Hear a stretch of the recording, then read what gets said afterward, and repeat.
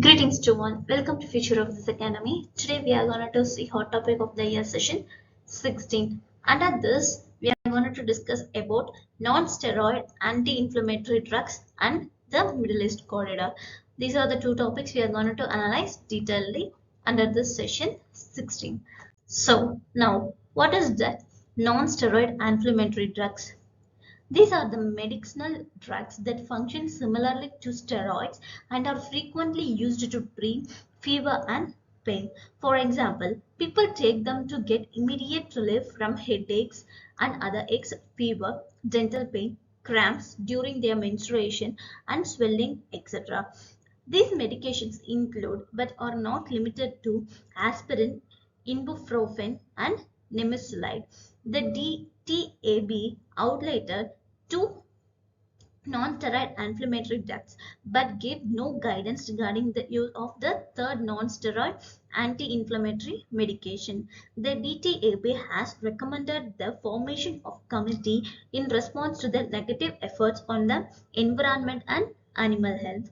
The committee will compile a list of these dangerous drugs. Now it has been banned. Why it has been banned? The DTAB proposed in 89th meeting to outlaw the production, marketing and distribution of two non-steroid anti-inflammatory drugs, that is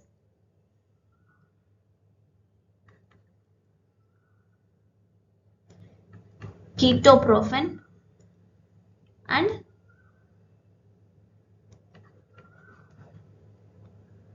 aceclofenac. So these two medications are widely used in the treatment of livestock. However, the DTAB has not issued any recommendations regarding this nimesulide and NSAID that is similar to it and just as harmful to vultures. Now, what are the needs to ban these?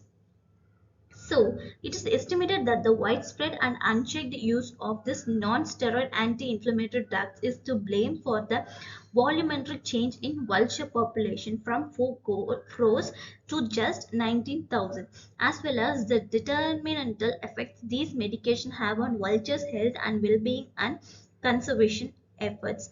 Now, what are the benefits of vultures for environment? It will increase the number of vultures, which are scavengers that clean up and enhance the health of the ecosystem by consuming the bodies of dead animals. It also effectively control infection in our ecosystem. They also aid in reducing the possibility of water contamination from dead animals near bodies of water, which helps to lessen the spread of disease. Now we have to know about what is DTAB. DTAB nothing as Drug Technical Advisory Board.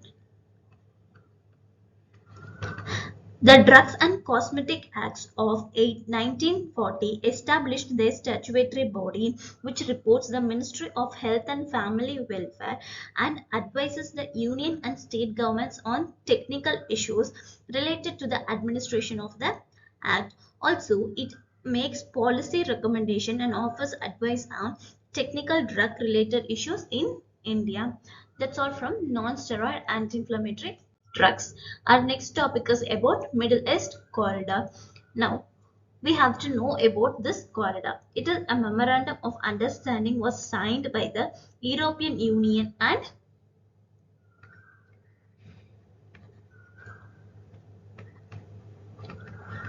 seven nations such as India, United States, Saudi Arabia, the United Arab Emirates, France, Germany, and Italy on the fringes of the G20 summit in New Delhi. It aims to improve trade accessibility, secure regional supply chains, boost economic cooperation, create jobs, and lower greenhouse gas emission. The corridor will offer an dependable and affordable cross-border ship to rail transit network to support current maritime routes.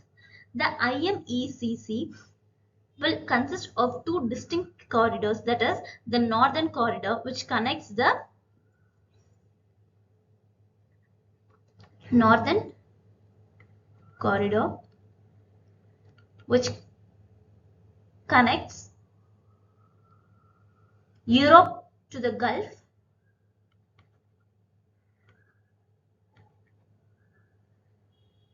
and the east corridor connects India to Gulf.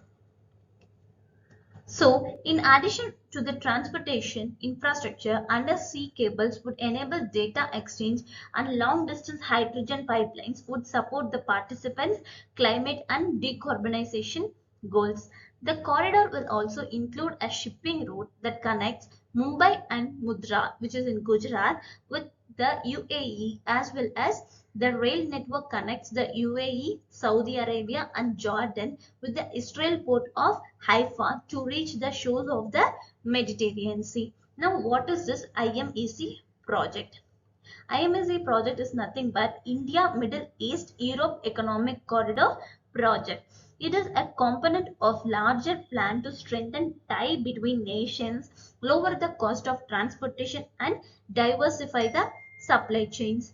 This corridor aims to capitalize on the strategic locations of India, the Middle East, and the Europe to promote trade, economic growth, and political cooperation.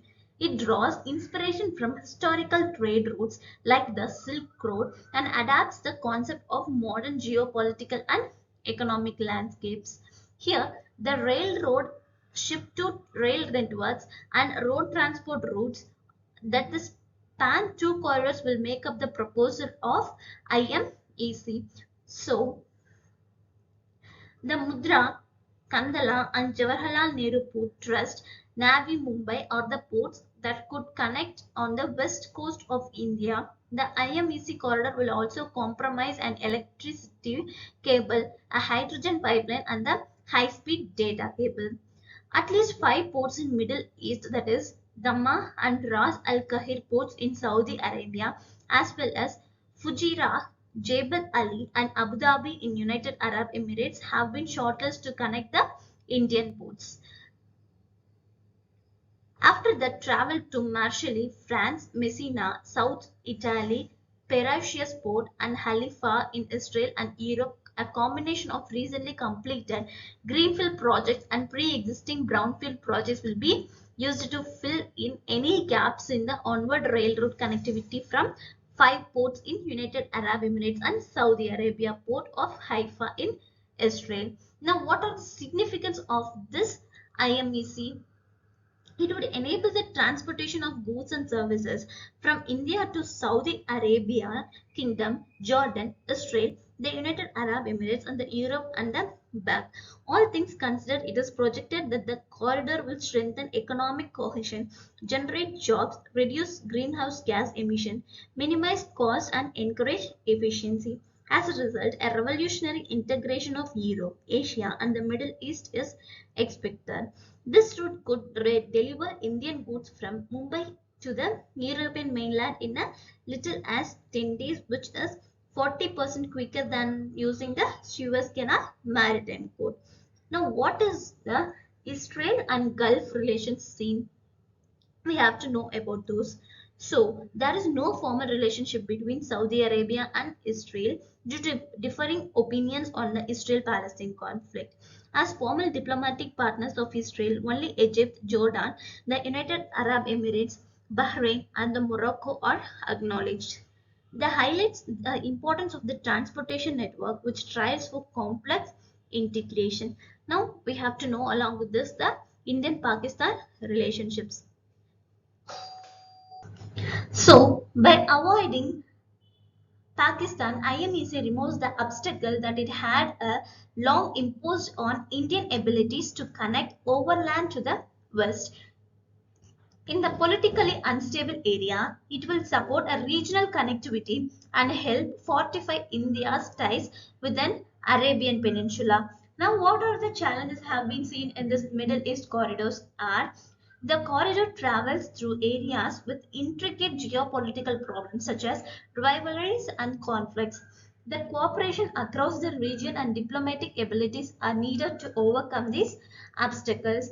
Because of how complex the program is, everything will need to be standardized. For instance, engines must use similar technology, trains must run on the same gauge, and the containers must be of the similar dimensions. Here the key technical elements have been determined and initial alignments are being finished to guarantee smooth traffic levels. However, this will require a great deal of work. Despite the fact that IMEC road has been proposed as a reaction to China's Belt and Road Initiative, Chinese presence cannot be wished away. Here, this is because of the Piraeus port is managed by China Ocean Shipping Group Company, a state-owned company in China. A number of packages for China State Construction Engineering Corporation, Power China, and other Chinese enterprises have been approved. The Etihad Rails phases 1 and 2. Since it is anticipated that the cargo will land at each location, that all sea route is practical, it flows freely without the hindrance. The number of times the cargo is offloaded as a transfer from ship to rail, however, it will raise handling costs in alternative proposed IMAC. These costs will include terminal handling charges, container yard charges, and so on. Here, Egypt must be object to this plan as well as because it stands to lose money if the Suez Canal is bypassed. Egypt was not one of the nations that initiated the Memorandum of Understanding despite being one of the special invites of G20. So that's all from our today's topic. And to get this PDF download, the link will be there in our description and you can download from our Telegram channel. To get more daily current affairs videos, follow our YouTube channel, also our Telegram channel. Thank you.